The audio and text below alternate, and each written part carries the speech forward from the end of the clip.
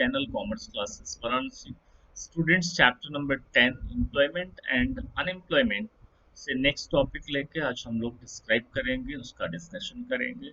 And आज का जो हमारा टॉपिक है that is distribution of male female workforce across different sectors. Means कि अलग अलग सेक्टर्स में कितने मेल वर्कर्स काम करते हैं, कितनी फीमेल वर्कर काम करती हैं, उसको आज हमें स्टडी करना है। तो फॉर डूइंग दिस हम लोगों ने मैं बार डायग्राम आपको शो कर रहा हूँ। आपके स्क्रीन पे एक बार डायग्राम शो हो रहा है। तो आप यहाँ पे देख सकते हो बार डायग्राम में कि male workforce and female workforce across different sectors किस तरह से इंगेज हैं, किस तरह से वो लगे हुए हैं, that we are doing today. तो उसको हम लोगों को यहाँ पे करना है। आप देखो यहाँ पे ये मेल वर्कफोर्स के बारे में हम बात कर रहे हैं। मेल वर्कफोर्स यहाँ पे डिफरेंट सेक्टर शो किया गया है। रेड कलर में हमारा प्राइमरी सेक्टर है, ऑरेंज कलर में येलो कलर में हमारा सेकेंडरी, ब्लू में जो है टर्शियरी सेक्टर एंड ग्रीन में अदर सेक्टर है। तो वाइल वी आर ऑब्जर्विंग, जब हम यहाँ पे देख रहे हैं तो हमारे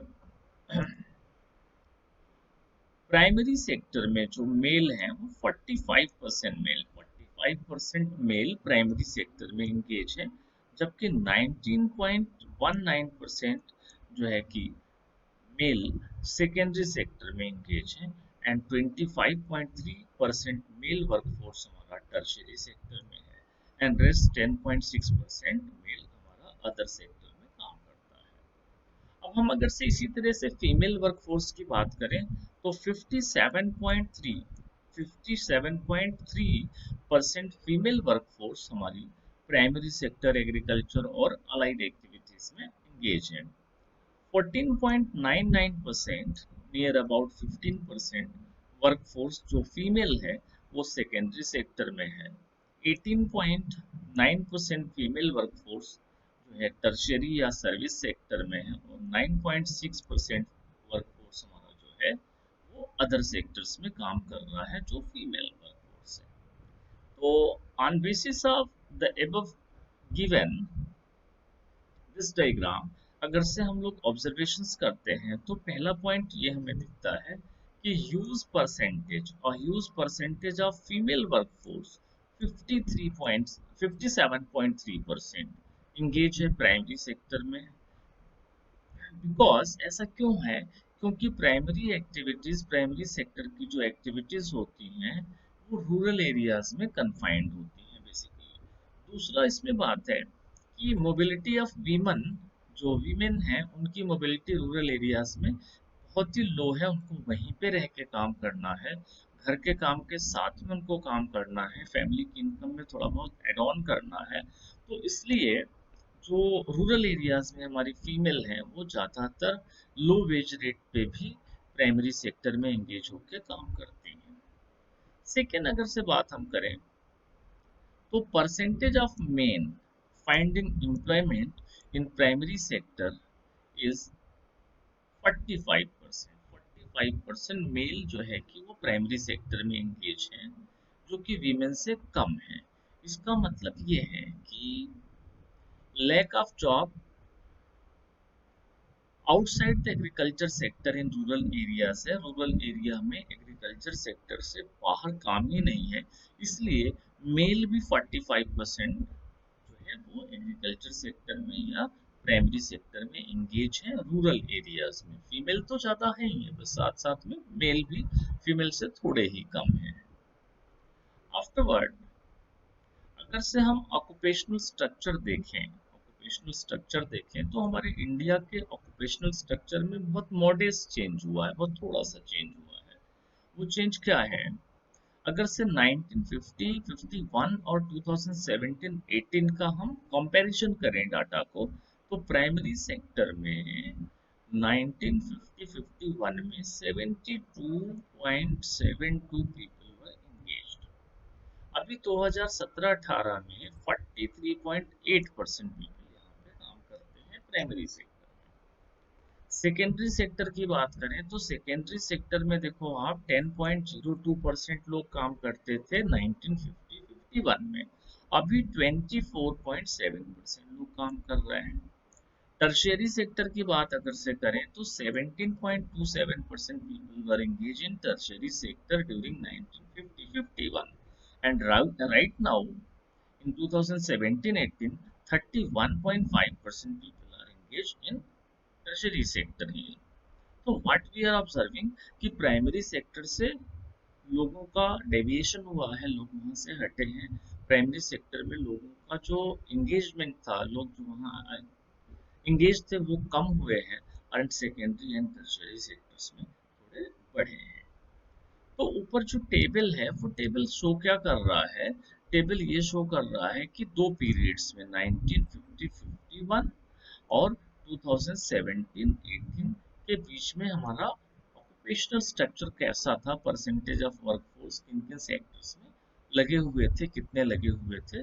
स्पेशली हम लोग प्राइमरी सेकेंडरी टर्शियरी सेक्टर की बात करें तो अगर से हम बात करते हैं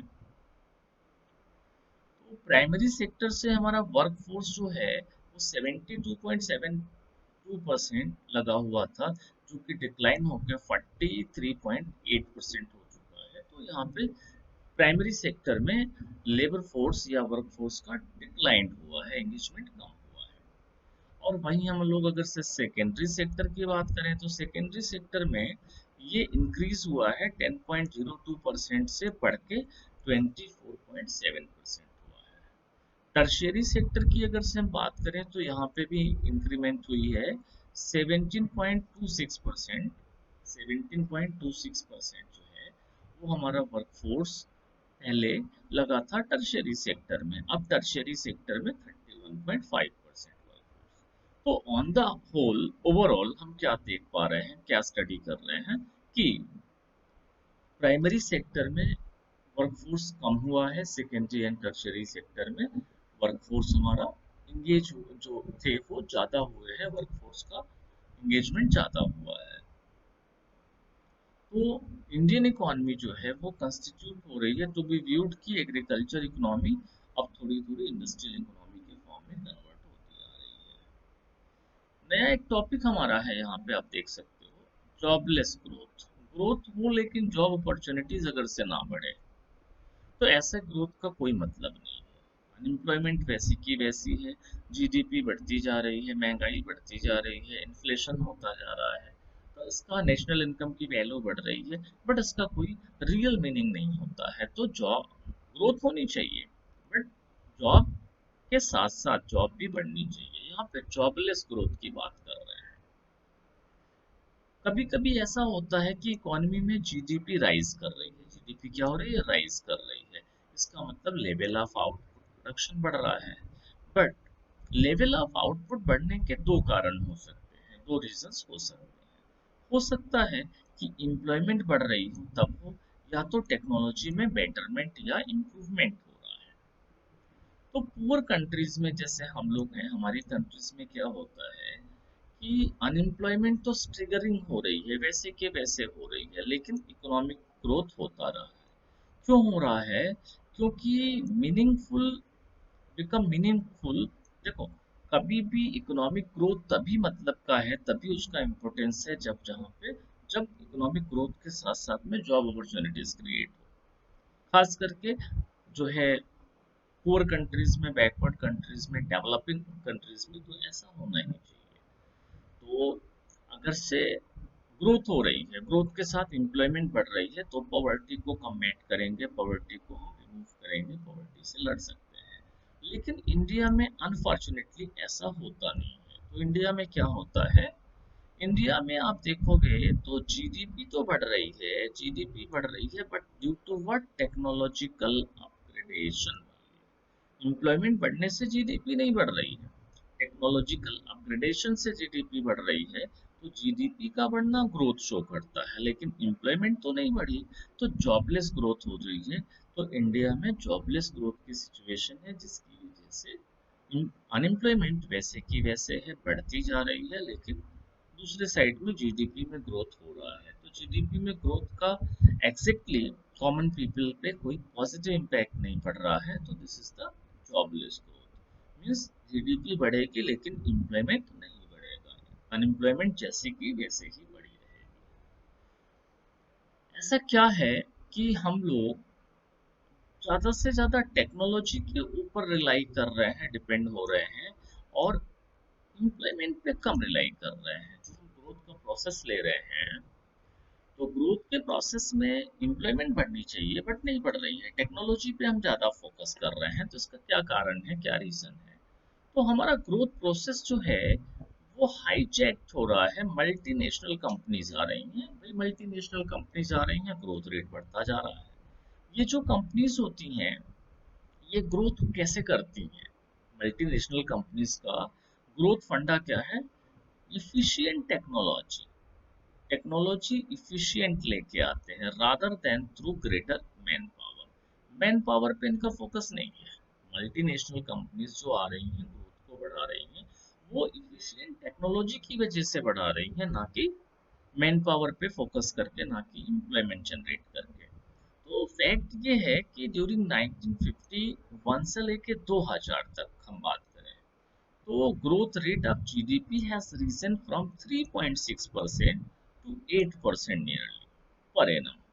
तो ये जो ग्रोथ रेट है वो जीडीपी का है, लेकिन ग्रोथ रेट ऑफ एम्प्लॉयमेंट वो क्या है, has tended to slide down from 1.5% to 1%। जो एम्प्लॉयमेंट ग्रोथ रेट थी 1.5%, वो धीरे धीरे 1% पे आ गई। तो the gulf between two rates is an alarming sign for the country. ये जो गैप आ रहा है, गल्फ बनता जा रहा है, खाड़ी बनती जा रही है, गैप बनता जा रहा है इन टू रेट्स के अंदर, टू रेट्स के बीच में, कि भाई ग्रोथ रेट इतना, अनएम्प्लॉयमेंट या एम्प्लॉयमेंट इतनी इतनी कम, एम्प्लॉयमेंट रेट इतनी कम।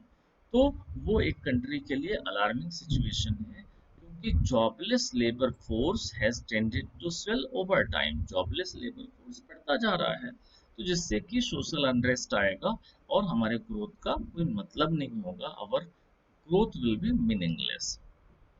एक नया टॉपिक आपका यहाँ पे है, casualisation and informalisation of work. Casualisation का मतलब क्या होता है? कैजुअलाइजेशन होता क्या है? जब number of casual person, percentage of casual worker बढ़ते जाए हमारे एम्प्लॉयमेंट, हमारे इकोनॉमी में, तो हम बोलते हैं कि यहाँ पे कैजुअलाइजेशन हो रहा है। Casualisation is the process of increasing percentage of casual workers over time। इनका कैजुअल वर्कर्स बढ़ते जाएं, ट्रेंडिंग इनका ट्रेंड पॉजिटिव हो, कैजुअल वर्कर बढ़ते जाएं डे बाय डे, तो हम बोलेंगे कैजुअलाइजेशन हो रहा है।